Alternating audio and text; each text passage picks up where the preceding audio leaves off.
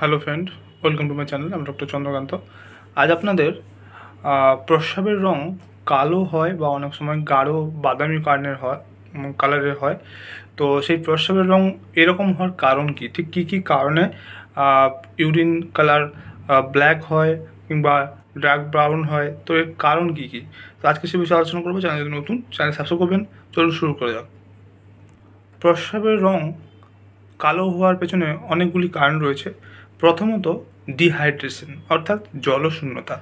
কম পরিমাণে জল খেলে এটা হতে পারে।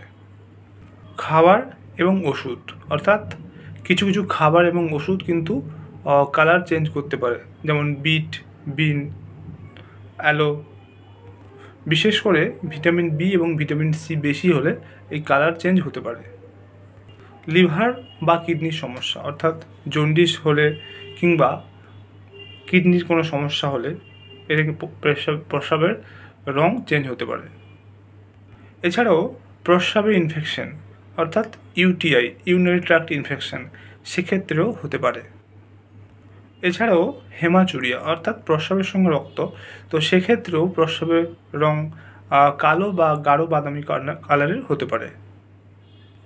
তো প্রস্রাবের রং যদি এরকম ব্ল্যাক হয় বা গাঢ় বাদামি কালারের হয়, তাহলে ডক্টররা অনেক সময় অ্যালকাসল সিরাপ প্রেসক্রাইব করে থাকেন। তবে এটা প্রত্যেকের ক্ষেত্রে প্রত্যেকের শরীর আলাদা। তো এরকম কারো যদি হয়ে থাকে, তাহলে ডক্টরের কনসাল্ট অনুযায়ী আপনারা মেডিসিন খাবেন বা যা পরামর্শ দেবেন সেটা পালন করবেন। তো আজকে জানলেন যে প্রস্রাবের রং কালো কেন হয় বা গাঢ় বাদামি কালারের কেন হয়, সেটা আজকে জানলেন। তো আজকের ভিডিও এই পর্যন্ত। চ্যানেল নতুন, চ্যানেল সাবস্ক্রাইব করবেন, লাইক করবেন। Thank you for watching.